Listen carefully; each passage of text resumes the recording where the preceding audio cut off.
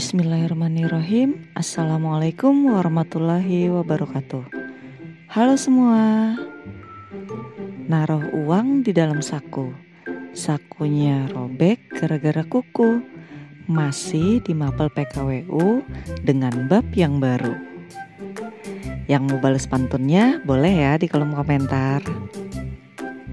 Nah, bab kali ini adalah wirausaha pengolahan budidaya tanaman pangan. KD-nya ini ya. Dan ini tujuan pembelajarannya. Oke, yang dimaksud dengan tanaman pangan itu apa ya? Ada yang tahu nggak nih? Ya, tanaman pangan adalah tanaman yang dikonsumsi manusia sebagai makanan yang bersumber dari sumber hayati. Nah, tanaman pangan ini bisa dikelompokkan berdasarkan umurnya dan berdasarkan jenisnya. Berdasarkan umurnya, tanaman pangan dibagi ke dalam dua kelompok, yaitu tanaman semusim dan tanaman tahunan. Yang bagaimana itu? Tanaman semusim adalah tanaman yang dipanen dalam satu kali musim tanam. Jadi, tanaman tersebut hanya bisa menghasilkan produk pangan dalam satu siklus hidupnya. Jika sudah menghasilkan produk pangan, atau jika sudah dipanen, maka tanaman tersebut akan mati dan harus ditanam ulang. Umur dari tanaman semusim ini biasanya 3-4 bulan, seperti jagung dan kedelai. Tapi ada juga yang 6-8 bulan seperti singkong. Tanaman-tanaman tersebut kalau sudah dipanen pasti udah nggak bisa dipanen lagi kan? Jadi harus ditanam ulang untuk menghasilkan lagi. Kemudian tanaman tahunan. Tanaman tahunan ini adalah tanaman yang terus tumbuh setelah dipanen. Jadi walaupun sudah satu kali dipanen, tetap bisa dipanen ulang. Siklus hidupnya itu lebih dari 2 tahun. Contohnya cabai. Cabai itu tetap bisa dipanen lagi ya walaupun sudah pernah dipanen. Dan bisa beberapa kali panen. Kemudian berdasarkan jenisnya. Berdasarkan jenisnya, tanaman pangan terbagi menjadi 3, yaitu umbi-umbian, serealia, dan kacang-kacangan. Contoh dari tanaman umbi-umbian ada singkong, ubi, talas, dan juga kentang. Lalu, contoh yang serealia itu ada padi, jagung, sorghum, dan gandum. Nah, untuk contoh tanaman kacang-kacangan, mestinya udah pada tahu ya. Ada kacang hijau, kacang kedelai, kacang tanah, dan lain-lain. Lanjut ya. Dalam proses perencanaan dan produksi usaha budidaya tanaman pangan, ada hal-hal yang harus dipersiapkan. Nah, sebelum melakukan budidaya itu, kita harus menyiapkan lahan, bibit, dan pupuk.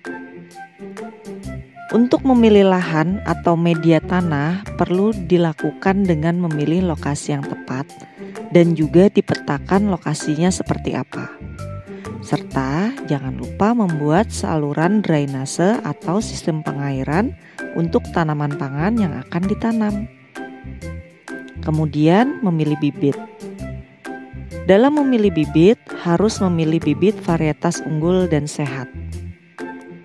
Lalu, untuk pupuk biasanya nih ada 3 jenis pupuk yang digunakan. Ada pupuk organik, pupuk anorganik, dan pembenah tanah. Pupuk organik adalah pupuk yang terbuat dari bahan-bahan organik. Kalau pupuk anorganik adalah pupuk yang terbuat dari bahan-bahan mineral seperti NaCl dan urea. Nah, untuk pembenah tanah mungkin masih asing ya.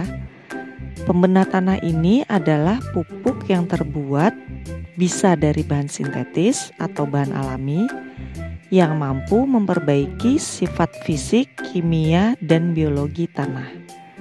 Jadi digunakan untuk mempercepat pemulihan kualitas tanah. Makanya namanya pembenah. Fungsinya ya tentu untuk memperbaiki unsur-unsur hara pada tanah sehingga lahan atau media tanah yang disiapkan untuk ditanami itu udah benar-benar siap ditanami oleh tanaman pangan. Nah, kalau tadi persiapan yang diperlukan untuk budidaya, maka lanjut ke proses budidaya. Pada proses budidaya ada 4 step atau tahapan yang bisa dilakukan. Ada proses penanaman, pengairan, pemeliharaan, dan pengendalian hama. Yang pertama untuk proses penanaman. Penanaman itu sebaiknya dilakukan pagi atau sore hari ya, untuk menghindari layunya tanaman. Kedua, ada proses pengairan. Pengairan ini penting ya dilakukan dari mulai proses pembibitan sampai pemanenan. Makanya di awal persiapan perlu dibuatkan aliran irigasi atau pengairan. Selanjutnya, setelah dilakukan penanaman dan pengairan, pasti harus memelihara tanaman tersebut dong. Dan juga mengendalikan hama. Tahu nggak sih kalau hama itu termasuk ke dalam OPT atau organisme pengganggu tanaman. Jadi ada beberapa jenis organisme pengganggu tanaman. Yang pertama itu ada hama atau hewan, bisa berupa insekta atau serangga, moluska. Moluska itu hewan bertubuh lunak seperti siput. Kemudian jenis rodenta atau tikus. Dan mamalia. Mamalia ini contohnya misalnya babi hutan.